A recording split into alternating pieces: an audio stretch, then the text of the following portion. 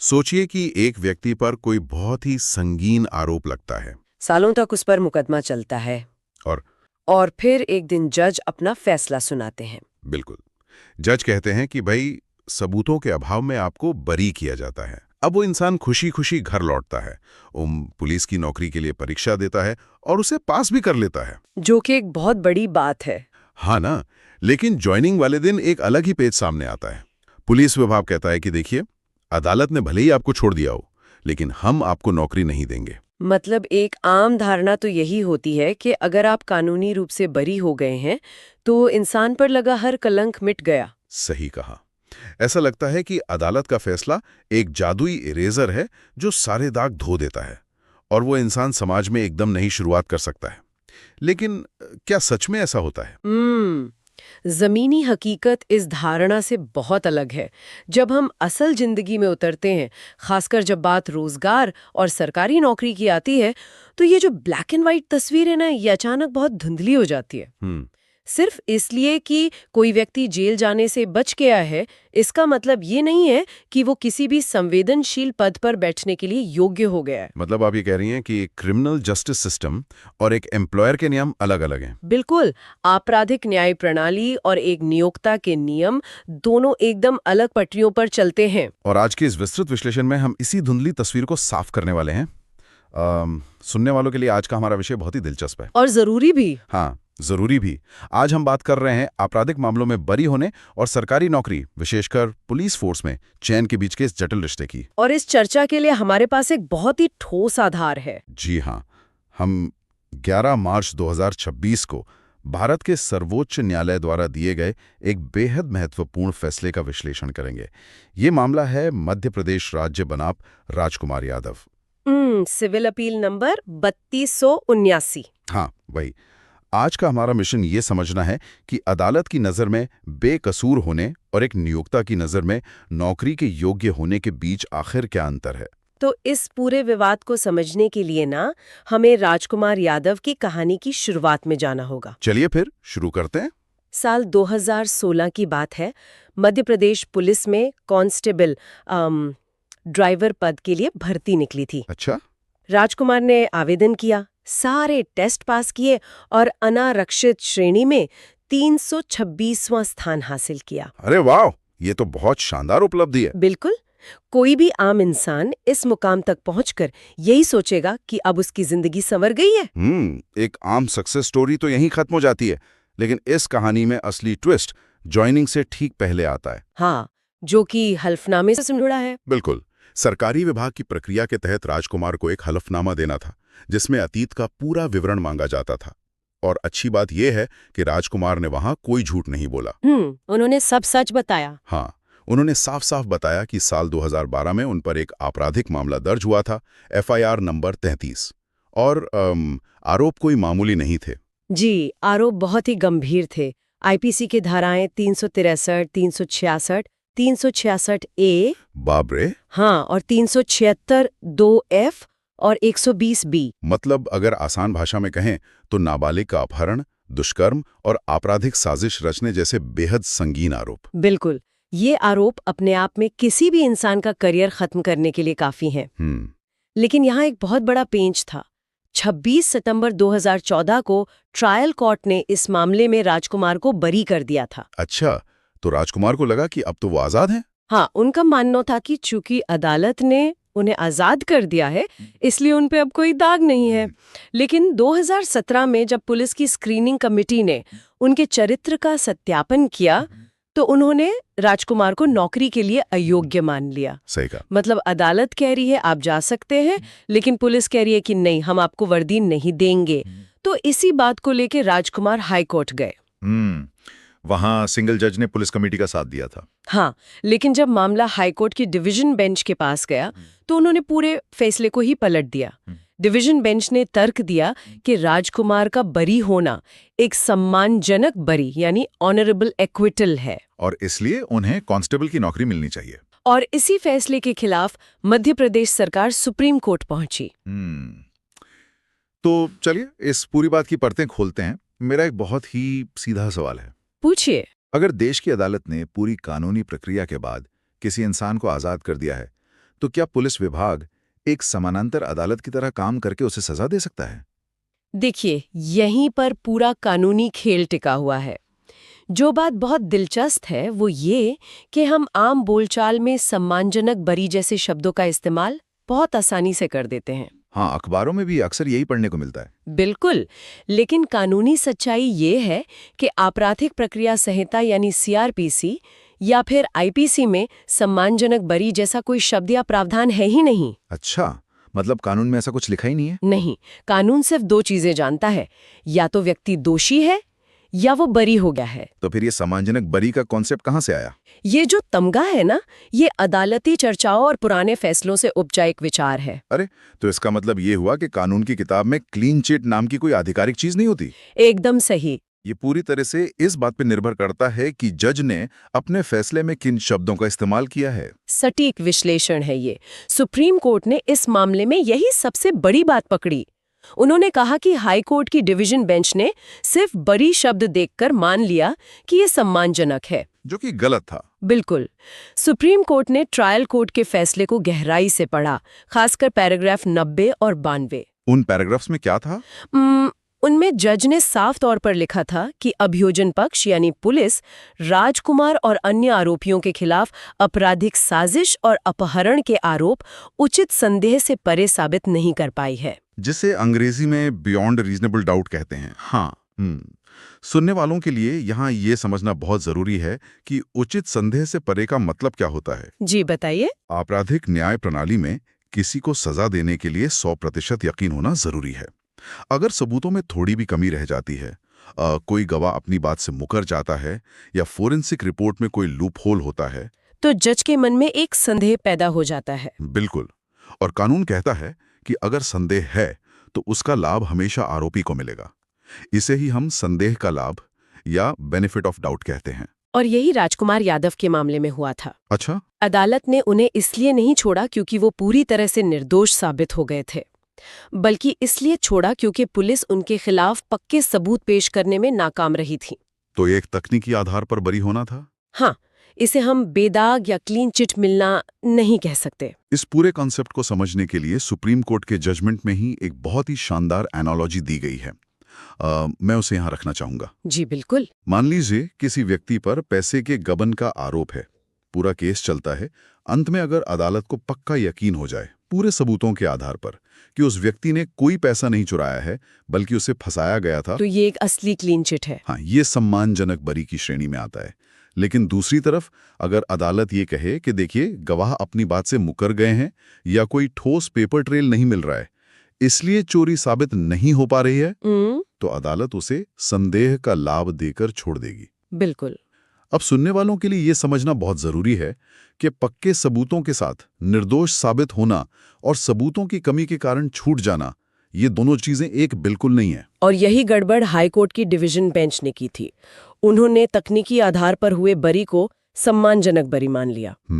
Supreme court ने स्पष्ट किया कि जब आरोप नाबालिग के अपहरण और दुष्कर्म जैसे बेहद संगीन हो और बरी होने का आधार सिर्फ सबूतों की कमी हो, तो इसे किसी भी नजरिए से बेदाग छवि का प्रमाण नहीं माना जा सकता। तो इस पूरी चर्चा को अगर हम सिर्फ अपराध और सजा के चश्मे से हटाकर रोजगार और एम्प्लॉयमेंट के नियमों की तरफ ले जाएं, तो मामला और भी दिलचस्प हो जाता है। बिल्कुल। क्योंकि नौकरी देना या ना देना तो अंततः एम्प्लॉयर के हाथ में होता है, और सुप्रीम कोर्ट ने इस फैसले में स्पष्ट रूप से नियोक्ता के अधिकार यानी एम्प्लॉयर्स डिस्क्रिशन पर बहुत जोर दिया है।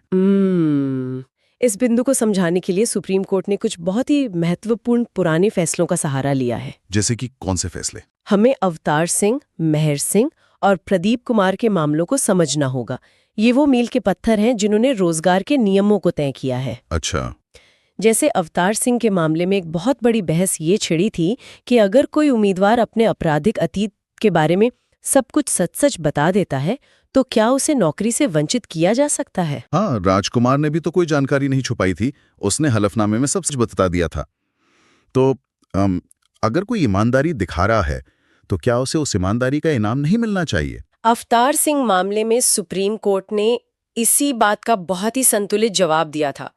कोर्ट ने कहा कि सच्चाई छुपाना अपने आप में एक अलग अपराध है, जिसके लिए तुरंत नौकरी जा सकती है। सही बात है। लेकिन सच्चाई बताने का मतलब ये नहीं है कि आपके सारे गुनाह माफ हो गए और आपको अपने आप नौकरी मिल जाएगी। मतलब सच बोलना एक शर्त है, गारंटी नहीं। एकदम सही।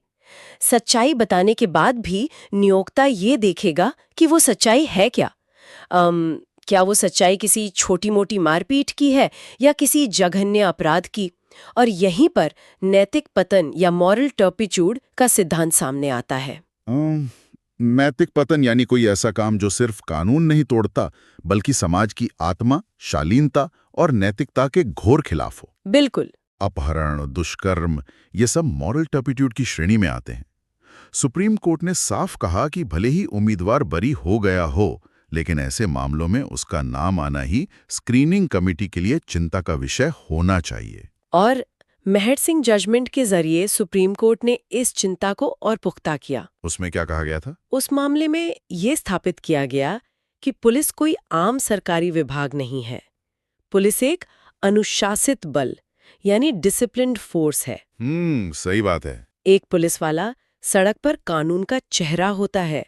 समाज का उस पर अटूट विश्वास होना चाहिए। इसलिए पुलिस फोर्स में केवल ऐसे लोग ही आ सकते हैं जिनका चरित्र बेदाग हो। लेकिन मुझे यहाँ एक बहुत बड़ी विसंगति नजर आ रही है। कैसी विसंगति? अगर एक व्यक्ति ने सब सच बता दिया, अदालत ने उसे किसी भी अपराध के लिए सजा नहीं दी, तो ये पुलिस की स्क्रीनिंग कमेटी होती कौन है उसे सजा देने वाली? देखिए, मतलब क्या ये कमेटी कोई भविष्यवक्ता है? एक इंसान जिसे देश की अदालत ने छोड़ दिया, कमेटी कैसे तय कर सकती है कि वो भविष्य में कानून व्यवस्था के लिए खतरा बनेगा? मुझे तो ये पूरी तरह से मनमानी लगती है। ये सवाल बहुत लाजमी है और अदालत में भी यही तर्क दिया गया था। लेकिन हमें ये समझना होगा कि स्क्रीनिंग कमेटी उस व्यक्ति को सजा नहीं दे रही है। तो फिर क्या कर रही है? सजा देने का काम अदालत का है, जो कि नहीं दी गई।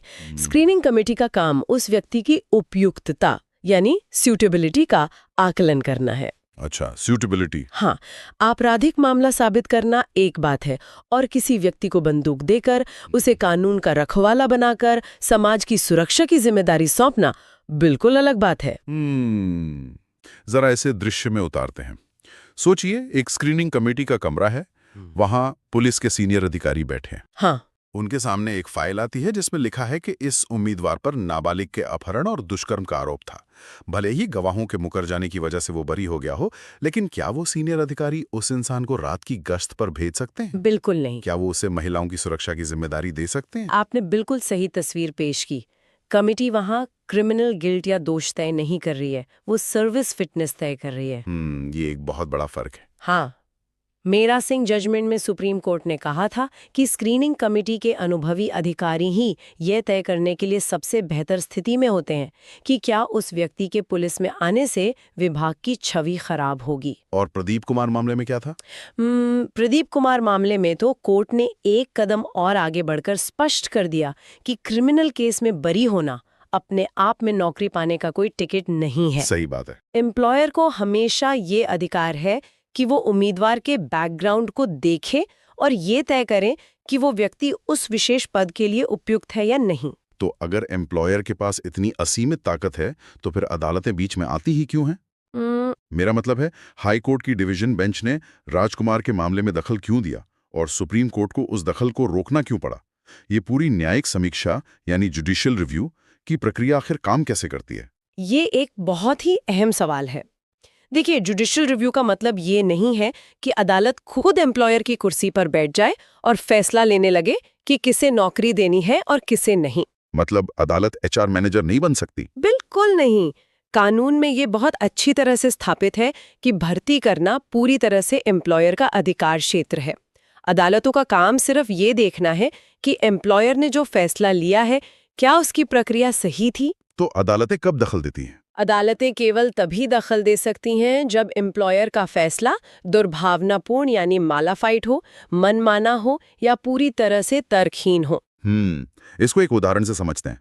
मान लीजिए स्क्रीनिंग कमेटी का कोई अधिकारी राजकुमार के ही गांव का है और उन दोनों परिवारों के बीच जमीन को लेकर कोई पुरानी रंजिश चल रही है। हाँ, ये एक अच्छा उदाहरण है। अगर वो अधिकारी उस निजी दुश्मनी के चलते राजकुमार की फाइल को रिजेक्ट कर देता है तो इसे दुर्भावनापूर्ण या मालाफाइड कहा जाएगा। ऐसी स्थिति में अदालत तुरंत दखल देगी और कहेगी कि ये फैसला योग्यता के आधार पर नहीं बल्कि निजी दुश्मनी के आधार पर लिया गया है। बिल्कुल सही।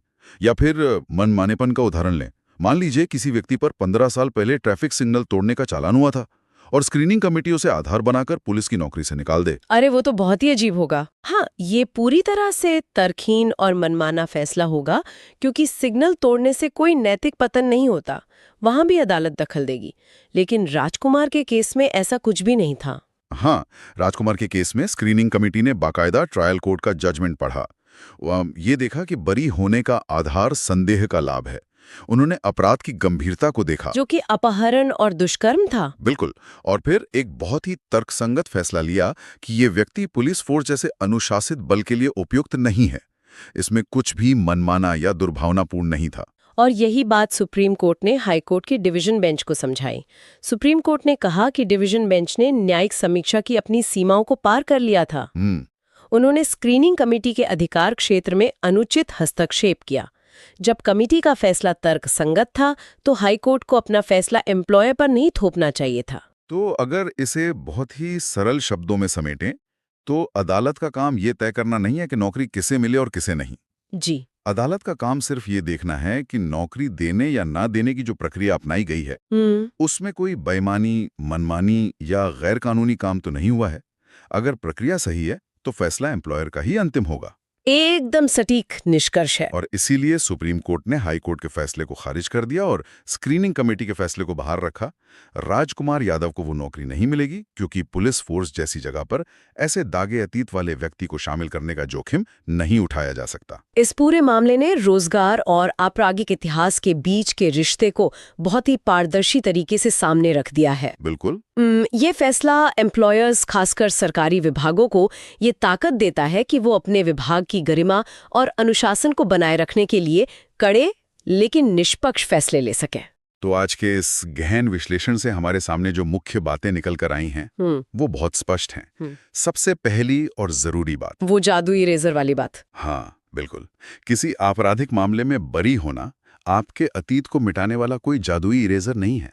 खासकर जब बात पुलिस जैसे एक जिम्मेदार पेशे की हो तो वहां आपका चरित्र, आपकी पृष्ठभूमि और आपकी साख का महत्व बहुत बढ़ जाता है। सही कहा। कानूनी रूप से एक तकनीकी जीत हासिल कर लेना सामाजिक और पेशेवर जीवन में विश्वसनीयता हासिल करने के बिल्कुल समान नहीं है। संदेह का लाभ मिलना आपको जेल जाने से तो बचा सकता है, लेकिन वो आपको एक बेदाग नागरिक होने का सर्टिफिकेट नहीं देता।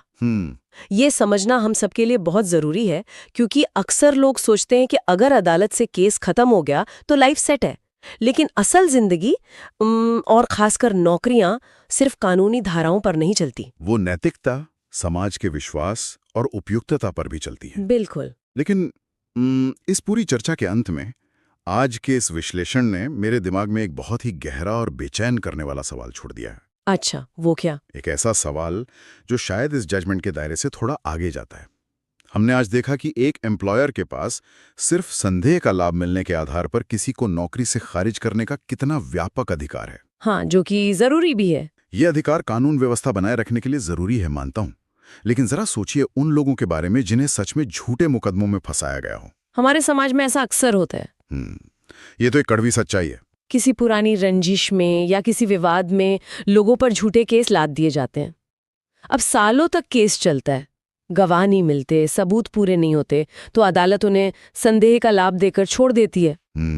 वो व्यक्ति असल में पूरी तरह निर्दोष है, लेकिन क्योंकि पुलिस जांच ठीक से नहीं कर पाई, इसलिए उसके पास एक गणितीय रूप से परफेक्ट क्लीन चिट नहीं है। ये बहुत ही सोचने वाली बात है। तो हम ये कैसे सुनिश्चित करेंगे कि भविष्य में नियोक्ताओं की इस शक्ति, इस डिस्क्रिशन का इस्तेमाल उन सच में निर्दोष लोगों के खिलाफ ना हो? अगर सिर्फ संदेह का लाभ वाला टैग देखकर हर जगह से नौकरियां बंद होने लगीं, तो क्या झूठे केस में फंसाया गया एक बेगुनाह इंसान जेल से बाहर आकर भी पूरी जिंदगी बेरोजगार रहने की सजा नहीं भुगतेगा? हाँ, ये एक बहुत बड़ा दुविधा का विषय है। बिल्कुल। क्या एक जादुई इरेजर की कमी उसकी पूरी जिंदगी की मेहनत को मिटा देगी? सुनने वालों के लिए मेरा यही आखिरी विचार है, अदालत की न्याय प्रणाली और समाज की व्यावहारिक सच्चाई के बीच के इस संतुलन के बारे में सोचिएगा जरूर। बिल्कुल, ये सोचने का विषय तो है। तो आज के इस डीप डाइव में बस इतना ही।